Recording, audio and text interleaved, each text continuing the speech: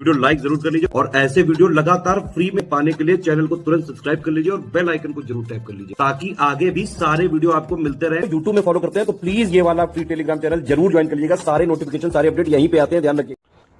नमस्कार दोस्तों, तो आर के लिए आपके मैं PYQ ले आया जनरल साइंस के।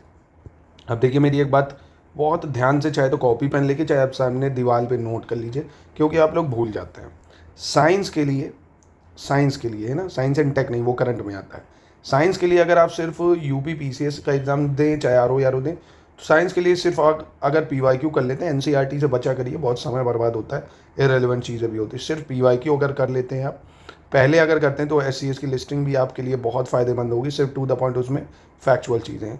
अब बचे हुए टाइम है, अगर आपके पास 2 ही 3 महीने, तो सिर्फ PYQ और टेस्ट। ठीक, टेस्ट कौन से? 1000 MCQ जो है स्टडी फॉर सिविल सर्विसेज आपको देगा। वही मतलब जो हम क्विज़ में कराते हैं वो आपको हम 1000 MCQ कराएंगे। तो मैं आपको PYQ और 1000 MCQ साइंस के, बस मतलब PYQ में भी 1200-1300 क्वेश्चन ऐसे ही होंगे और 1000 MCQ, बस इतना अगर आप कर लेंगे तो 80% तक सवाल कर सकते हैं। बाकी 2 4 5 सवाल ऐसे होंगे जो बहुत ज़्यादा टफ लेवल के होंगे, तो उनके लिए चिंता नहीं करनी, आपको मैक्सिमम सवालों को करना है। अगर आप ये मानिए 18-20 सवाल में आप 12-15 भी कर लेते हैं तो बहुत बढ़िया है आपके लिए, है ना। सारे तो करना नहीं है टारगेट, तो सिर्फ और सिर्फ फिर से मैं कह रहा हूँ साइंस के PYQ करना और जो टॉप MCQ है ना वो करना है। ठीक है, टॉप MCQ ये वही होते हैं जो हम अपने क्विज़ में कराते हैं, इसलिए मैं कह रहा हूँ अगर अभी भी आपके पास टाइम है ना तो क्विज़ ज़रूर कर लीजिए। क्विज़ में हमने क्या करा है, संपूर्ण GS के सिलेबस के निचोड़ के 4 से 5 हज़ार सवालों की प्रैक्टिस कराई, वो हम आपको दे देंगे। उनको आपको अटेम्प्ट करना होगा, बढ़िया रिवीजन करना है। ठीक है, तो चलिए, और डिटेल के साथ मैं कराऊंगा, जैसे मैं बताऊंगा आपको करना है वैसा ही।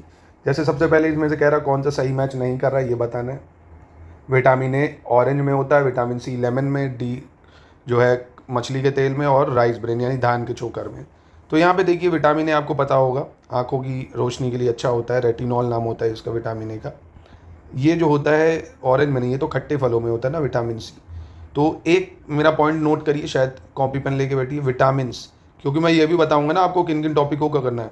विटामिन्स को करना है, विटामिन्स के जो नाम है प्लस उनसे होने वाला रोग, ठीक है, और फैट में कौन घुलनशील है। जैसे विटामिन A, D, E के जो है ये फैट सॉल्यूबल है। फैट सॉल्यूबल मतलब भाई इतने तो हिंदी जानते हो, फैट मतलब वसा, वसा में घुलनशील जो विटामिन होते हैं अगर पूछ ले तो आप बताओगे A, D, E के ये फैट सॉल्यूबल होते हैं। बाकी बचे हुए जितने हैं वो वाटर सॉल्यूबल है ना, वाटर सॉल्यूबल। ये पानी में घुलनशील नहीं है, ये वसा में घुलनशील है। अब देखिए इन सब के नाम जैसे मैंने लिखा, पहले आप इधर देखो ABCDE के, ABCDE के। विटामिन A को रेटिनॉल बोलते हैं, विटामिन A को रेटिनॉल आँखों के लिए रोशनी के लिए सही होता है। B को बोलते हैं थायमीन, B को क्या बोलते हैं? थायमीन बोलते हैं। C को एस्कॉर्बिक एसिड, C को क्या बोलते हैं? एस्कॉर्बिक एसिड बोलते हैं C को। D को क्लैसीफेरॉल बोला जाता है, क्या बोलते हैं? क्लैसीफेरॉल बोलते हैं, क्लैसीफेरॉल। विटामिन E टोकोफेरॉल होता है, क्या होता है? Tocopherol, tocopherol. के होता है आपका फिलोक्विनोन, क्या होता है? फिलोक्विनोन। स्पेलिंग थोड़ा देख लेना, फिलोक्विनोन, तो फिलोक्विनोन। अब यहाँ पे एक चीज़ और आती है, बी के, क्योंकि टाइप भी हैं भाई। बी के कितने टाइप हैं? एग्जाम में ये सवाल आउट ही रहता है, चाहे आप किसी भी ईयर का पेपर उठाओ। विटामिन और एक SDG गोल, ये फिक्स सवाल है। तो जैसे होता है आपका B1, B2, B3, है ना, और फिर B5 होता है, B6 होता है, B7 होता है और B12 होता है। ठीक है, तो ये 12 है, मतलब 12 कह रहा हूँ, बीच में नहीं भी है, और B9 भी है, होता है B9। तो B1, B2, B3, 1 2 3 4 नहीं है, 5 6 7 8 नहीं है, 9 12, 1 2 3 5 6 7 9 12, 1 2 3 5 6 7 9 12।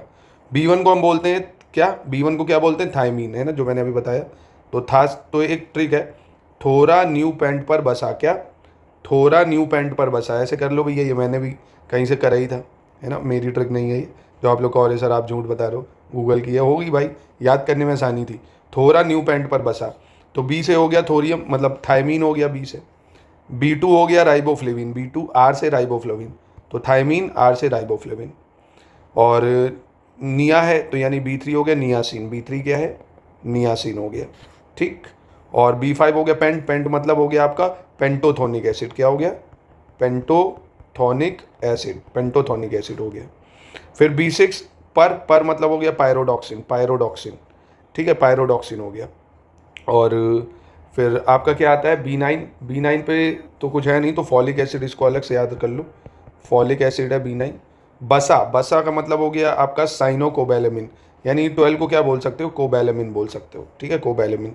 यानी थायमीन, राइबोफ्लोविन और नियासिन, पेंटो जो है थोनिक एसिड, पायरोडॉक्सिन और साइनोकोबैलेमिन, ठीक है, बस आसान है। और B9 फॉलिक एसिड हो गया। तो भैया इसको याद करना है विटामिन का, ठीक है। चलिए अगला सवाल है, which of the following vitamin is essential for normal vision. आंखों की रोशनी के लिए कौन सा जो है सही होता है विटामिन, तो अभी बताया ना आपको मैंने, कौन सा, रेटिनॉल है ना, रेटिनॉल यानी विटामिन ए जो होता है ये आंखों की रोशनी के लिए होता है। नियासिन अभी नाम बताया, राइबोफ्लेविन भी बताया, फॉलिक एसिड भी बताया। बताओ फॉलिक एसिड किसका बताया था, B9 का। किसका बताया था, B9 का। राइबोफ्लेविन किसका बताया था, B2 का, सॉरी, राइबोफ्लेविन किसका नाम है, B2 का है। नियासिन किसका नाम है, विटामिन B3 का है। किसका है, B3 का, ठीक है, याद रखना ये सब। इसके बाद है बॉट्यूलिज्म क्या है कह रहा, तो बॉट्यूलिज्म क्या है भाई, food borne infection, food borne intoxicant यानी जल जनित संक्रमण या जल जनित विषैलापन। तो बॉट्यूलिज्म क्या है, तो यहाँ पे देखिए कई लोगों को कन्फ्यूजन वाटर ब्रोन इंटॉक्सिकेंट में भी होती है, फूड ब्रोन भी। वैसे बेसिकली बॉट्यूलिज्म जो है ये अगर आप कोई दूषित भोजन करते हैं, यानी भोज्य पदार्थों में अगर कोई विषैलापन है या भोज्य पदार्थ से होने वाला संक्रमण, तो ये भी फूड ब्रोन इन्फेक्शन तो है ना। और फूड ब्रोन इन्फेक्शन की वजह से ही ये होता है।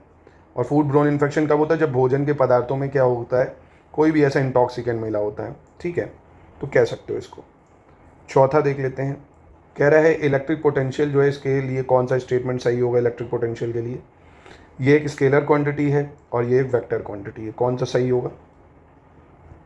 तो ये देखिए स्केलर क्वांटिटी वो होती है जिसमें सिर्फ मैग्नीट्यूड होता है, डायरेक्शन नहीं होता है। सिर्फ क्या होता है, मैग्नीट्यूड होता है, डायरेक्शन नहीं होता है ना। जैसे स्पीड क्या, मैं बोलूँ मैं 100 किलोमीटर प्रति घंटे से दौड़ रहा हूँ, तो ये क्या हो गया, स्केलर क्वांटिटी। अगर मैं बोलूँ 100 किलोमीटर प्रति घंटे की तरफ से ईस्ट की तरफ, पूरब की ओर दौड़ रहा हूँ, तो दिशा भी दे दी ना मैंने, तो वो वेक्टर हो गई, ठीक है। तो यानी ये सिर्फ और सिर्फ स्केलर क्वांटिटी है, ए हो जाएगा। देखिए इसमें एक चीज़ ध्यान रखना, फूड ब्रोन इन्फेक्शन या फूड ब्रोन इंटॉक्सिकेशन अगर मोस्ट अप्रोप्रिएट चुनना होगा ना, तो आप बी को चुनिएगा, ठीक है, ए को नहीं। क्योंकि बॉट्यूलिज्म कैसे होता है ना, तो वो इसमें होगा। और बॉट्यूलिज्म जो है वो फूड ब्रोन इंटॉक्सिकेशन, भोजन में विषैलेपन के कारण है ना। तो आप लोग कमेंट करें, उससे पहले मैं आपको क्लियर कर दिया।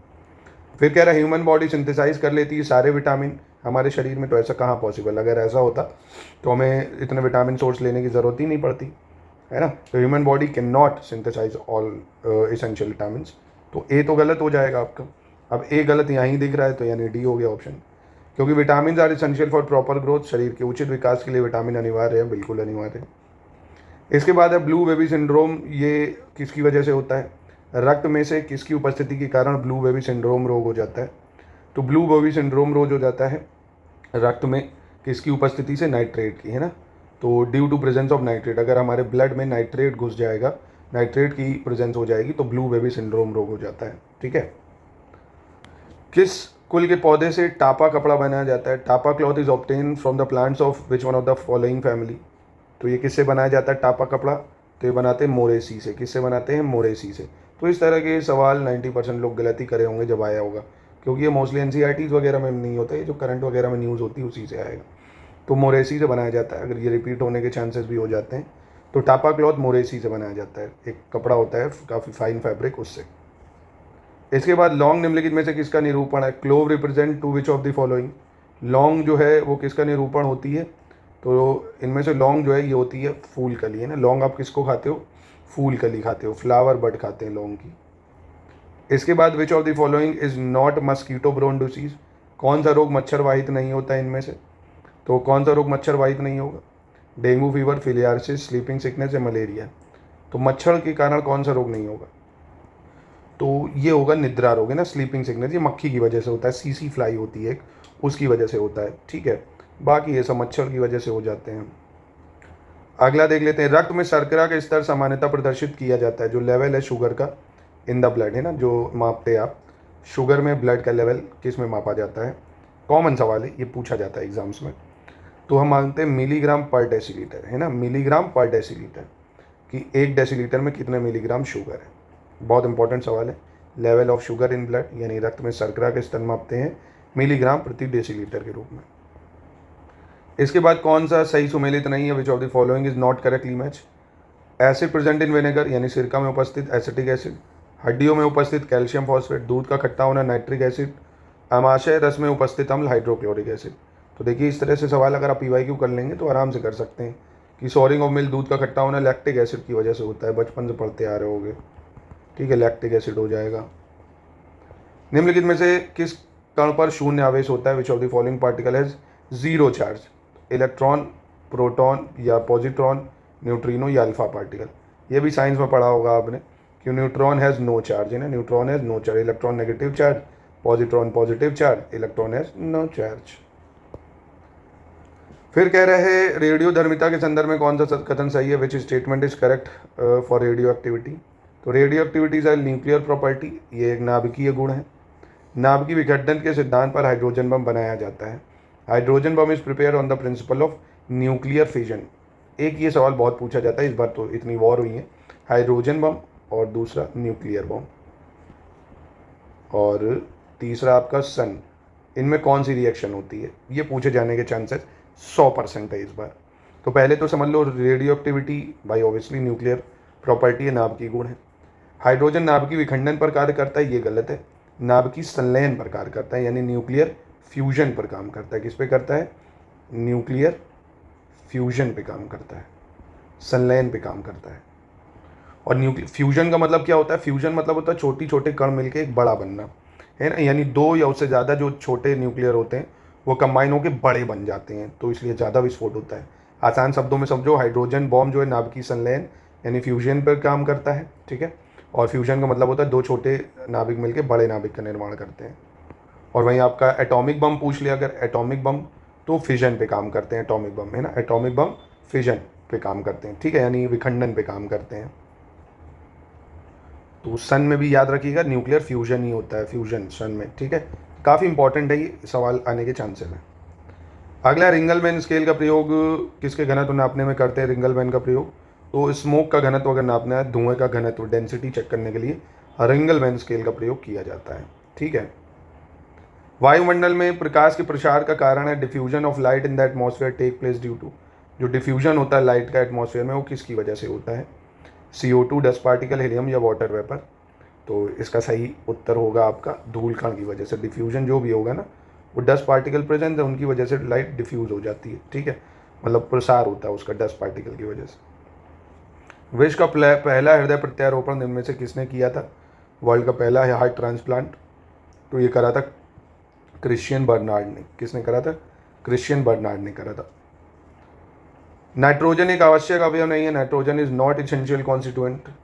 क्लोरोफिल के लिए, RNA के लिए, DNA के लिए या कार्बोहाइड्रेट के लिए? किसके लिए नाइट्रोजन इसेंशियल नहीं होगा? तो नाम से पता चला कार्बोहाइड्रेट, कार्बन और हाइड्रोजन है, सिर्फ कार्बन और हाइड्रोजन है ना, नाइट्रोजन यहाँ पे नहीं चाहिए होगी, बाकी इन तीनों के लिए तो इसेंशियल है बहुत ज़्यादा। शीत प्रकोष्ठ में फल भंडारण दीर्घ भंडारण जीवन देता है, यानी फ्रूट जो है अगर आप स्टोर करोगे कोल्ड स्टोरेज में तो ज़्यादा समय तक चल जाता है। आप देखो ना, फ्रिज में रखो या कोल्ड स्टोरेज में रखो, ऐसा क्यों होता है? ऐसा होता है क्योंकि श्वसन दर जो होती है वो कम हो जाती है, रेट ऑफ रेस्पिरेशन जो होता है फ्रूट्स का वो कम हो जाता है, इसलिए वो ज़्यादा समय तक चल जाता है, ठीक है।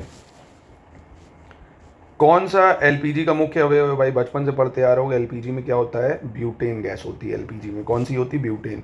CNG में मेथेन होती है, LPG में ब्यूटेन गैस होती है। राइबोफ्लेविन की कमी से उनमें से कौन सा रोग होता है? Riboflavin deficiency cause which of the following disease? तो राइबोफ्लेविन की वजह से हो जाता है कौन सा रोग भाई? चेलियोसिस रोग हो जाता है। कौन सा रोग हो जाता है? चेलियोसिस रोग हो जाता है। और राइबोफ्लेविन का नाम क्या है? विटामिन B2, ठीक है, याद रखना। राइबोफ्लेविन का नाम क्या होगा? विटामिन B2 जो है उसको राइबोफ्लेविन बोलते हैं, जिसकी वजह से चेलियोसिस रोग हो जाता है, ठीक है, याद रखिएगा इसको।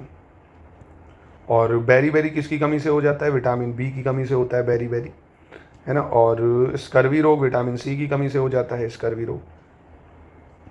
ये B3 कर लेना है ना, पैराग्राफ विटामिन B3 की कमी से हो जाता है और इसका नाम है नियासिन, ठीक है।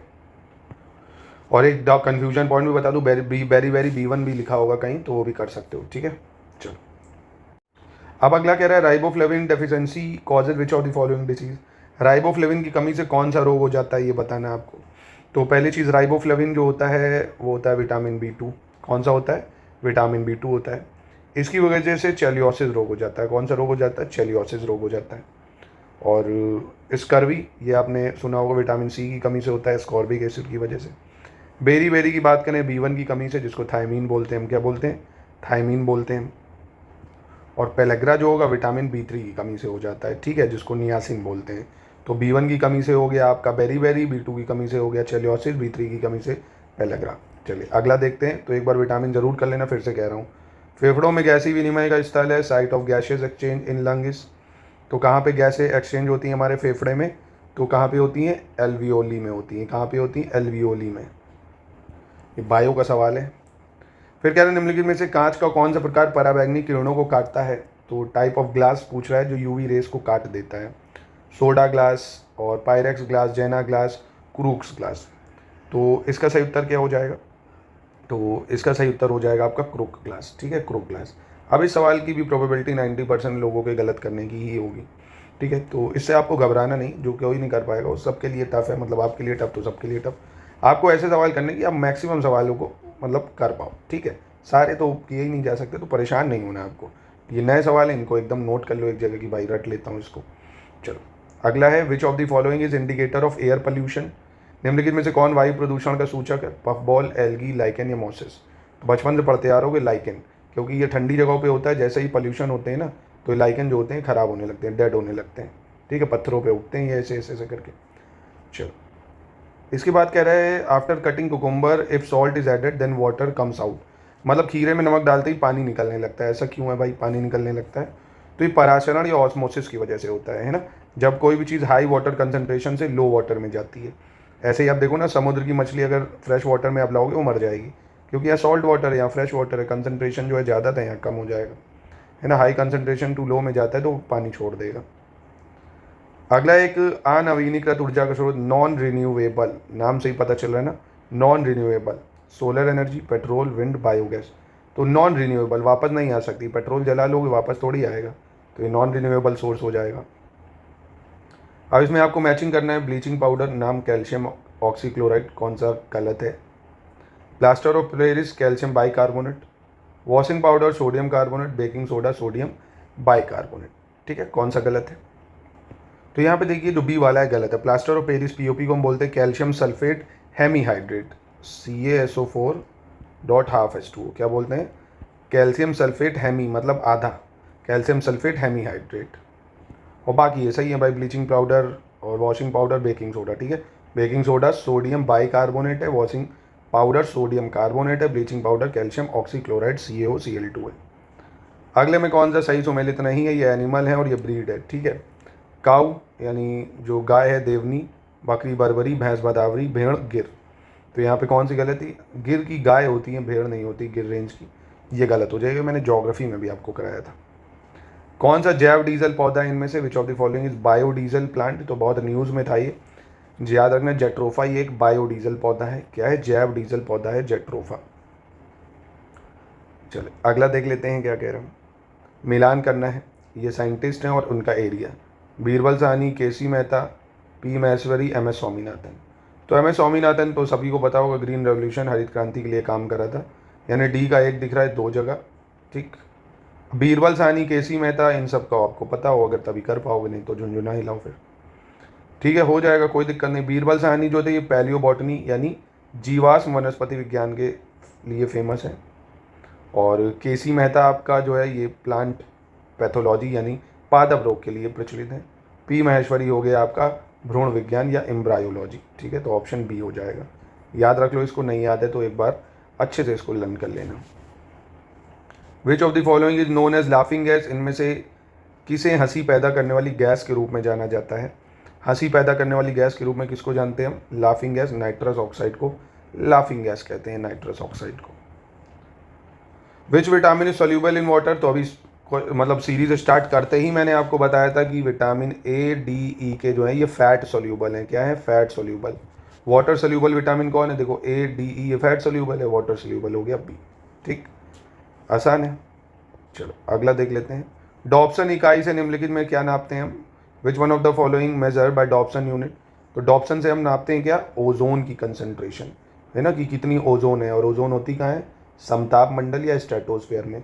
ओजोन डे कब मनाते हैं, 16 सितंबर को मनाते हैं, ठीक। ओजोन हमें यूवी रेस से बचाती है। अगला है फिर से विटामिन वाले सवाल है, विटामिन, एंजाइम, हार्मोन, प्रोटीन, है ना, इनमें से पेप्सिन, कैरोटीन, कैरेटीन या प्रोजेस्टेरॉन, विटामिन कौन सा है इनमें से? बताओ भाई, आसान सवाल पूछ लिए। देखो, कैरोटीन एक विटामिन है पहली चीज़, एंजाइम में पेप्सिन हो जाएगा, एंजाइम में पेप्सिन हो जाएगा, हार्मोन में हो जाएगा प्रोजेस्टेरॉन, प्रोटीन हो गया कैरेटीन। ठीक है, तो 33 का जो है ऑप्शन डी हो जाएगा। इसके बाद निम्नलिखित में से कौन एक पादप हार्मोन है? Which of the following is a plant hormone? Insulin, cytokinin, thyroxine और एस्ट्रोजन। तो साइटोकाइनिन जो है ये एक प्लांट हार्मोन है, बाकी इंसुलिन आपको पता है, थायरॉक्सिन, एस्ट्रोजन ये प्लांट हार्मोन में नहीं आएगा, क्योंकि ये सब एनिमल हार्मोन्स में आ जाते हैं। ठीक है, ये प्लांट हार्मोन में आ जाएगा। पौधे नाइट्रोजन को किस रूप में ग्रहण करते हैं? Plant accept nitrogen in which form? तो नाइट्रोजन साइकिल के बारे में पढ़ा होगा आपने, नहीं पढ़ा है तो एक बार पॉइंट ये भी नोट कर लो, नाइट्रोजन साइकिल देख लेना, क्योंकि इसमें पूछता है ना एसिमिलेशन क्या है, मतलब एसिमिलेशन क्या है, नाइट्रेट को नाइट्राइट में, नाइट्राइट को नाइट्रेट में, नाइट्रेट को अमोनिया में कौन कवर करता है, ये भी सवाल आपसे पूछा जा सकता है। तो पहले ये देखते हैं, पौधे नाइट्रोजन को किस रूप में ग्रहण करते हैं? तो ये ग्रहण करते हैं नाइट्रेट के रूप में। किसके रूप में? नाइट्रेट के रूप में। ठीक है, और नाइट्रिफिकेशन मैं बता दूं आपको शायद, है ना, एग्जाम्पल आप मतलब आपके लिए महत्वपूर्ण है नाइट्रिफिकेशन। नाइट्रिफिकेशन में क्या होता है, जो अमोनिया होती है ना, अमोनिया जो होती है वो नाइट्राइट में कन्वर्ट होती है। किस में? नाइट्राइट में, और नाइट्राइट नाइट्रेट में हो जाता है, नाइट्रेट में। ये पूरा प्रोसेस किसके द्वारा होता है? एक बैक्टीरिया होता है, नाइट्रीफाइंग बैक्टीरिया, नाइट्रोसोमोनास, है ना, नाइट्रोसोमोनास। अमोनिया नाइट्राइट में, नाइट्राइट नाइट्रेट में, इसको बोलते हैं नाइट्रिफिकेशन, नाइट्रोसोमोनास करता है। और डीनाइट्रिफिकेशन में उल्टा कर देना। ठीक है, चलो अगला देख लेते हैं। अगला कह रहे हैं, निम्नलिखित में से कौन सी फसल मूल्य नियंत्रण हेतु भारत सरकार के मूल्य स्थिरीकरण कोष के अंतर्गत संरक्षित है? Which of the following crop is cover for price control under the price stabilisation fund of government of India? देखिए, प्राइस कंट्रोल में गवर्नमेंट जो है पोटैटो को रख रखा है, अनियन को भी रख रखा है, अगर वो भी ऑप्शन में होता है वो भी करते हैं ना, अनियन, पोटैटो, पल्सेस को भी कर रखा है, तो मोस्टली अनियन, पोटैटो, ये ज़रूर याद रखिए। पॉलीथीन बनाने में किस गैस का उपयोग करते हैं हम लोग? पॉलीथीन बनाने में तो किस गैस का उपयोग करते हैं? एथिलीन गैस का उपयोग करा जाता है पॉलीथीन को बनाने में। निम्नलिखित में से किस सिद्धांत पर रॉकेट काम करता है भाई? Rocket work on which of the following principle? तो रॉकेट किस पे काम करता है? बचपन में पढ़ा होगा, मूवमेंट ऑफ कंजर्वेशन पे काम करता है ना, मूवमेंट ऑफ कंजर्वेशन, जितना मूवमेंट बचाता है उतना ही वो थ्रस्ट लेके ऊपर जाता है। इलॉन मस्क ने इन सब को, साइंस को मजाक बना दिया, वे ऊपर भेज के भी रॉकेट वापस ले आया। देखो है ना, जो नासा कहता था तू क्या है बे, अब इलॉन मस्क कहता है तू क्या है ना, वो देखा है ना, अमेरिका पहले कहता था क्या हो तुम, अब इंडिया कहता है तुम क्या हो बे। मतलब वो एक जोक था, ऐसा ही नासा के साथ भी मजाक कर दिया। दुनिया में मतलब अभी प्रेजेंट टाइम में उससे बुद्धिमान व्यक्ति कोई नहीं है, मतलब बहुत ज़्यादा बुद्धिमान, बहुत बहुत बहुत ज़्यादा। आप देख रहे हो हर फील्ड में झंडे गाड़ रखे हैं उसने, है ना, उसकी बुद्धि बहुत ज़्यादा तेज है। तो खैर, मोमेंटम ऑफ कंजर्वेशन पे काम करता है। एंटीबायोटिक्स अधिकांशतः प्राप्त होते हैं, antibiotics are mostly obtain from. तो एंटीबायोटिक्स कहाँ से मिलते हैं हमको? एंटीबायोटिक्स जो प्राप्त होते हैं हमें, वो बैक्टीरिया से प्राप्त होते हैं। कहाँ से प्राप्त होते हैं? बैक्टीरिया से प्राप्त होते हैं। इसके बाद निम्नलिखित में से कौन सा सही सुमेलित नहीं है? Which of the following is not correctly match? ये बताना है। मक्का नर मंजरी निकालना, मूंगफली खूंटी बनाना, काबुली चना किले निकालना और तंबाकू सीड्स करता है। तो ये एग्रीकल्चर का सवाल है ना, एग्रीकल्चर का ही। तो यहाँ पे देखिए, जो टिलरिंग प्रोसेस है ना, किले निकालना, ये हम लोग मेनली चावल, गेहूँ, इन सब के ही तो किले निकालते हैं ना, छिप्पी के थोड़े निकालते हैं काबुली चने के। हल्दी भूमि का तने का उदाहरण है, जिसे क्या कहते हैं भाई? Turmeric is an example of underground stem. तो इसको क्या कहा जाता है भाई? Bulb, tuber, corm, rhizome. तो इसको बोला जाता है राइजोम, है ना, हल्दी भूमि का तना है जिसे हम राइजोम कहते हैं। इसके बाद कोलेस्ट्रॉल निम्नलिखित में से क्या होता है? कोलेस्ट्रॉल क्या है भाई? एक स्टेरॉइड है, विटामिन है, एंजाइम है या इंसेक्टिसाइड है। तो कोलेस्ट्रॉल जब बहुत ज़्यादा बढ़ जाता है, ये किस तरह से स्टेरॉइड होता है, बहुत ज़्यादा घातक होता है कोलेस्ट्रॉल बढ़ना आपके हार्ट के लिए। ठीक है, निम्नलिखित में से कौन सा प्रथम सफल क्लोन जानवर है? दुनिया का पहला क्लोन जानवर कौन था? तो आपने डॉली शीप के बारे में सुना था, है ना, ये दुनिया का पहला जो है सफल क्लोन जानवर था। चलिए अगला देखते हैं क्या कह रहे हैं। जिप्सम के प्रयोग से पौधों को निम्नलिखित में से कौन सा तत्व प्राप्त होता है? Application of gypsum provide which of the following element to the plant? तो जिप्सम के प्रयोग से पौधों को क्या प्राप्त होता है? ये पौधों को प्राप्त होता है सल्फर, है ना, जिप्सम के प्रयोग से पौधों को सल्फर प्राप्त होता है। क्या प्राप्त होता है? सल्फर।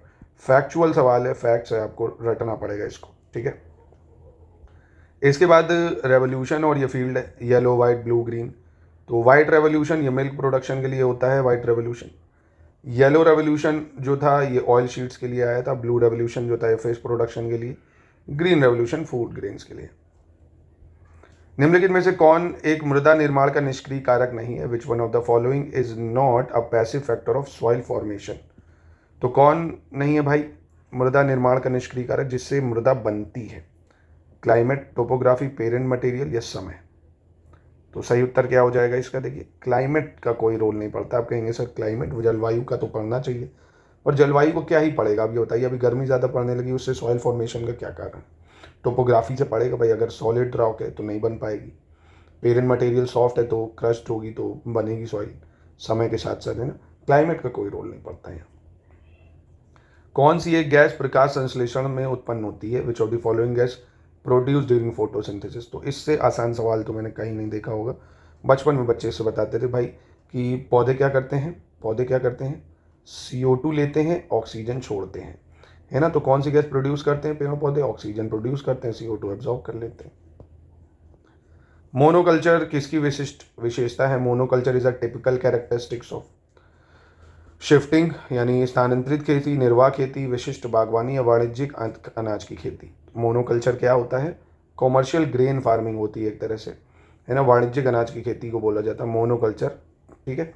किसकी विशिष्ट विशेषता है? वाणिज्यिक अनाज की खेती।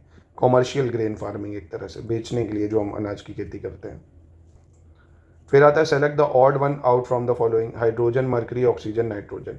इनमें से भिन्न क्या है? ये रीजनिंग में भी पूछा जा सकता है आपसे, तो बहुत ही आसानी है। तीनों जो है ये गैसेज है रूम टेम्परेचर में, बट जो मर्करी है वो क्या होती है? लिक्विड होती है रूम टेम्परेचर में ना। मर्करी क्या है? लिक्विड, पारा जो भरा होता है, देखते होगे बुखार उखार नापने में, तो मर्करी। बाकी ये सब गैसेज हो जाती हैं। चलो, खाद्य श्रृंखला में जैविक आवर्धन का कारण होता है biological magnification in a food chain. तो बायोलॉजिकल मैग्निफिकेशन पहले समझ लो क्या होता है। जैसे मान लो ये जल है, नदी है कोई, आपने यहाँ कचरा फेंका, पॉलीथीन फेंकी, उसको मछली ने खाया या कीड़े मकोड़ों ने खाया, उस कीड़े मकोड़े को मछली ने खाया, उस मछली को बड़ी मछली ने खाया, फिर बड़ी मछली को इंसान ने खाया, तो क्या होगा? ये जो पॉल्यूटेंट का लेवल है ना वो स्टेज बाय स्टेज बढ़ता जाएगा, मैग्नीफाई होता जाएगा, इसीलिए इसको बायो मैग्निफिकेशन बोला जाता है ना। खाद्य श्रृंखला में जैविक आवर्धन का मेन कारण क्या होता है भाई? पेस्टिसाइड, फर्टिलाइजर, फ्लोरोकार्बन या सल्फर डाइऑक्साइड। तो इसका मेन कारण यही होता है, कीटनाशक, पेस्टिसाइड। भाई अब जो भी पेस्टिसाइड वगैरह भी है, मान लो पानी में जा रहे हैं, आपने खेत में डाला, तो ये जल के जो जीव है इनको नुकसान करेगा, फिर इंसान तक पहुँचते पहुँचते और मैग्नीफाई हो जाता है, ठीक है। तो आज पहला लेक्चर है, कैसा लगा आपको बताइए, इसलिए मैं 50 करा रहा हूँ। बाकी हम लोग 100 क्वेश्चन का टारगेट कर रहे हैं। 100 सवाल मैं आपको करा रहा हूँ साइंस के, 100 सवाल हम लोग कर रहे हैं ज्योग्राफी के, ठीक है। अब जैसे ही ये ख़त्म हो जाएंगे तो मैं आपको करा दूंगा हिस्ट्री के और पॉलिटी के, ठीक है। बहुत ही जल्दी ये ख़त्म हो जाएगा, इस महीने तक ख़त्म करा दूंगा सब, क्योंकि उसके बाद जो टाइम बचेगा ना जुलाई का, उसमें हम लोग सिर्फ और सिर्फ अब कोशिश करेंगे जो 1 से 20 जुलाई तक ही कराऊंगा। आपको टेस्ट की प्रैक्टिस सोच रहा हूँ करा दूंगा, ठीक है। पर वो टेस्ट की प्रैक्टिस करने के लिए आपको टेस्ट परचेज पहले करने पड़ेंगे, पहले आप खुद से उसको लगाइए। ये हम्बल रिक्वेस्ट है मेरी, आपको बहुत कम प्राइजेज में मिल रहा है, 30 टेस्ट आप उनको लगाइए, है ना। और यहाँ से मैं उनको फिर आपको क्या करूँगा, सारे तो नहीं करा पाऊँगा क्योंकि सब मिलेंगे नहीं, वो पेड है। कुछ टेस्टों की मैं आपको रिवीजन करा दूंगा, है ना। सारे नहीं मिल पाएंगे क्योंकि वो पेड होंगे, आपको कुछ टेस्ट में प्रैक्टिस करा दूंगा। बाकी आप टेस्ट परचेज करिए और उनको अनलिमिटेड अटेम्प्ट लगाइए दोस्तों, ठीक है।